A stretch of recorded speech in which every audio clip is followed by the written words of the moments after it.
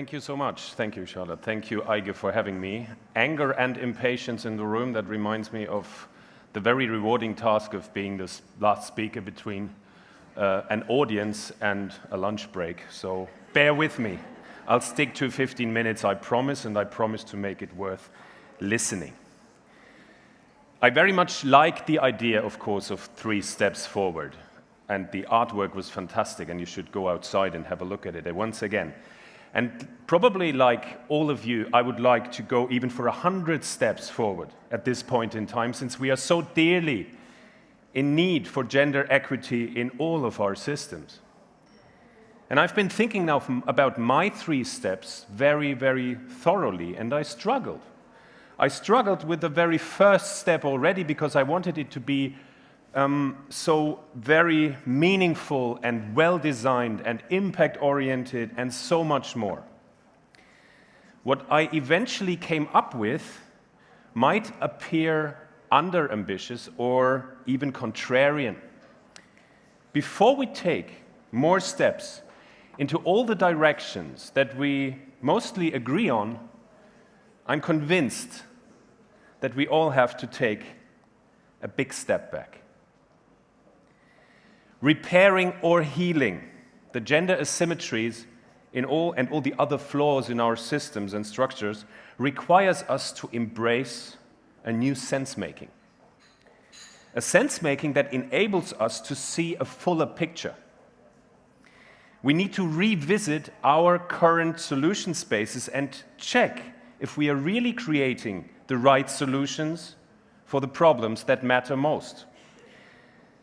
I would like to support our step back by offering some food for thought, some potential changes of perspective. And I will do so by asking a simple question. What if? What if, as a question, invites you to question some of the facts that we've been working with for quite some time?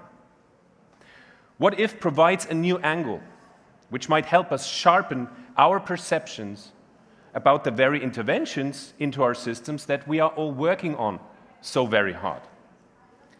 Here we go.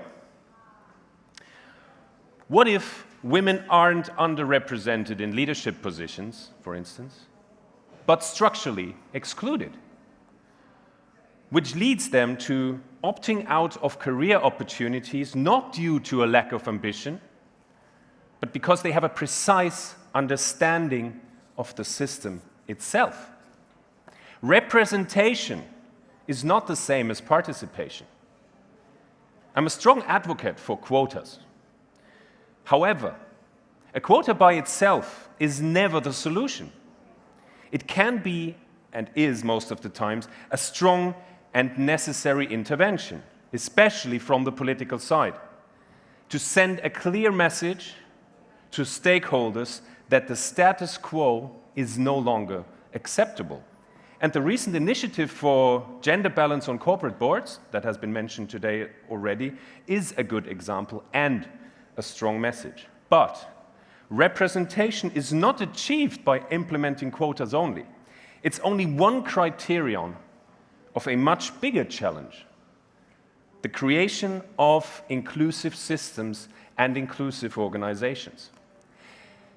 The majority of organizations that I'm working with still does not understand the difference between representation and participation. Or worse, they get it, but rather highlight a few token female leaders in an otherwise unchanged, cis, hetero, male and white dominated system instead of truly investing into the necessary work.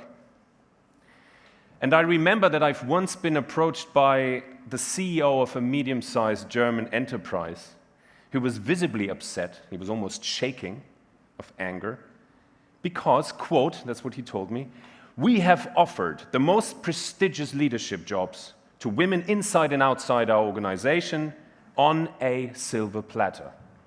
But those women would refuse to take them," unquote.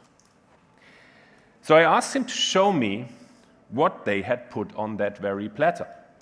And of course, it was the same kind of job that would have been and was in fact offered to any other person before. A job attractive to older, white, cishet men with zero consideration of the realities of women, whose emotional load, mental load, and care responsibilities and double standards in assessing their potential are adding up to an overburden that is not at all matched by any kind of flexibility on the employer's side.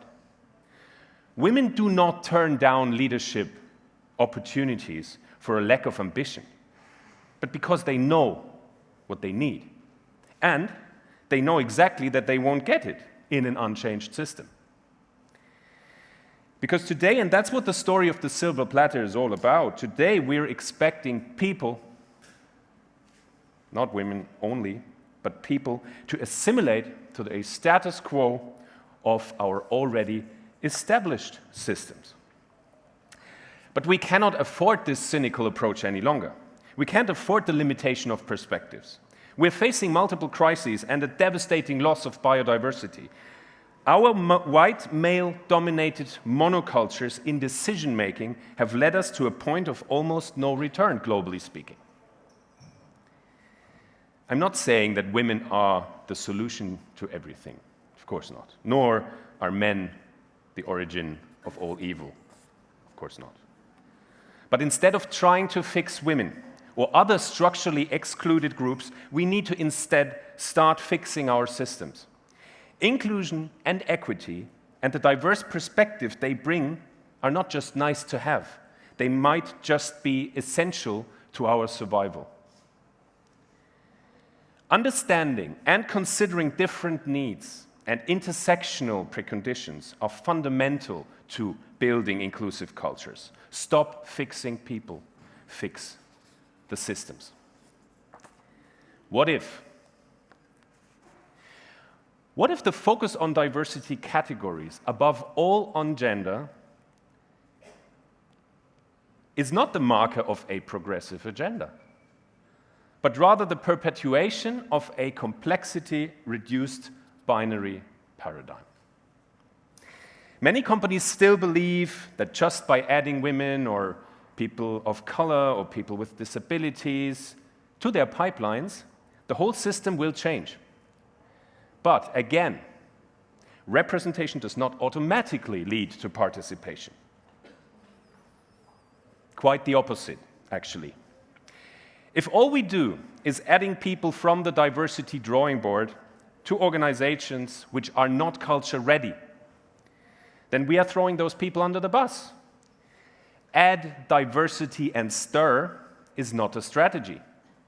Organizational cultures often work like immune systems, and in the times of a pandemic, we all know how immune systems work, don't we? They either attack or assimilate every outsider who does not behave the way they're expected. Always remember the duck in this group of flamingos when it's about assimilation. It helps. Our task is complex. When we start building inclusive cultures, we are immediately confronted with this complexity. Because we are complex human beings, which means that we are more than just men or women or people, or black or white or disabled or not disabled. We're all of this together and in various combinations. It's been mentioned already. It's called intersectionality, the overlapping and interdependence of all the diversity categories. And you know, the concept has been first described by Kimberly Crenshaw and is based on the lived experience of black women. And this intersection, being black and being female, is extremely relevant. The first categories we notice when we encounter someone we haven't met before are their color of skin and their gender. That's why we're talking about this. Complexity is part of our modern VUCA world, a world of volatility, uncertainty, complexity, and ambiguity. There are other acronyms, but we want to talk about complexity especially. We can ignore it. But if we do so, sooner or later somebody will say something like, if this is your best solution, then please give me back my problems. What I mean is, in order to create our solution spaces, we first need to acknowledge the complexity of our challenges. And one further remark. Anger in the room. as a reminder for myself. I understand the frustration of feminist activists who, after years of struggle and before their own demands have even been met, are now being asked to consider the lived experience of all marginalized people. However, we need to remember that fairness and equality are not zero-sum games. Equal rights for others does not mean less rights for you. It's not a pie. You don't have to suffer more just because you're also advocating for the rights of all people. Final one. What if? It's a special one. What if diversity and inclusion and gender equality are not viable solution spaces for our core problems, but substitute debates which prevent the development of post-capitalist alternatives? I have to admit this is a provocative question, but from time to time we need to provoke a process of recalibrating our strategies if we really want to create change and create impact. Gender equity, gender equality as a substitute debate, it's not nice to be confronted with something like this, I do understand that. But let's think about it. The rules of the game are being moved marginally, while the system logic itself remains intact and fundamentally untouched. Exchanging the players in a broken system does not fix the system, but might break the players. And the meta-logic of our systems can be understood if we look at the economic spheres. The pyramid you can see here depicts 4 economic spheres that are built upon each other. Each sphere emerges from and relies on the sphere below. Nature is the primary producer of resources for the continuation of human beings and all other species. The production sphere is essentially dependent on the reproduction of the workforce, as we all know. For instance, the financial sector rises upon the accumulation of capital generated by the production sector. Finance and production are monetized, and reproduction and nature remain in the non-monetized sphere. Conventional economics analyzes only the monetized spheres, whereas feminists describe economics as a discipline concerned with all 4 spheres. Harmonization of the 4 spheres in terms of time cycles and resources is necessary to prevent conflicts that could lead to crisis. For example, when the production sphere does not leave enough time for reproduction, the outcome is a crisis of care. We heard about this today.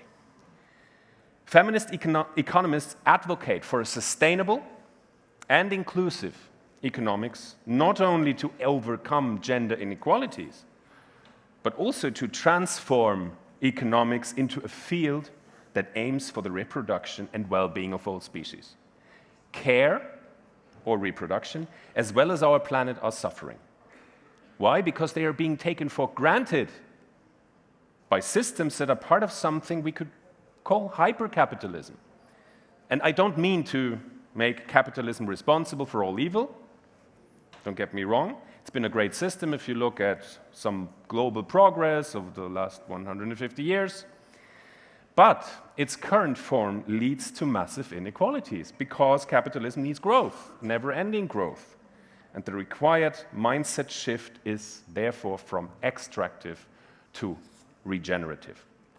If we are throwing resources onto a substitute problem, the core problem remains largely untouched and the desired outcome will not be achieved.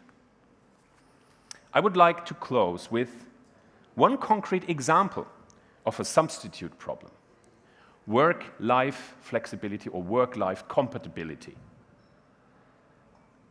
When it comes to re-entries after parental leave, after childbirth, we are offering part-time positions to mothers, to young mothers, that often relieve them from in-person appointments with clients in a lot of organizations I work with. You can see what we're doing here, can't you? We are making an offer to those women to ensure, pretending to ensure their work-life compatibility, flexibility, blending, integration, you name it, an offer that will play out to their disadvantage in the long run. Why? Because the main requirements for advancement in an average company are long hours, constant availability, and billable client-facing time. That's what we're taking away from them. This is the dilemma I'm talking about. Unless we are willing to discuss the core problem of a system based in the hyper-capitalist growth dogma, marked by constant availability, full-time or overtime work, and the judgment about which activities qualify as value added, any attempt to solve the substitute problems that derive from that will have to fail. Attempting to establish work-life compatibility in the status quo places the responsibility for work-life integration or failure thereof into the hands of those individuals who are doing the work. By doing so, we continue to alienate those whom we are supposed to be doing the work for. To conclude, here's my challenge to all of us. Instead of trying to fix surface problems, let's ask more what-ifs, more what-if questions. Let's take a step back to understand the problem. First, to understand the problem first and uncover the unseen assumptions driving it. Let's dare to think bigger. So I've come to the end of my time. I'm really very, very grateful for this opportunity. And I'm very grateful for your attention, and I wish best of success to you all. Thank you.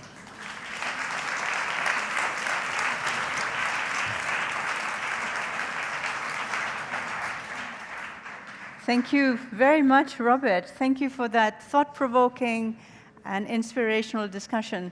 Lots to discuss and lots to think about. So now it's time for a network break, refreshment break. We recommend all our panel discussions at 1 o'clock. So I'll see you, some of you here in this room, where I'll be chairing a panel as well, and otherwise our people on site will guide you to the other rooms that you need to get to. Thank you very much indeed, and see you later. Bye-bye.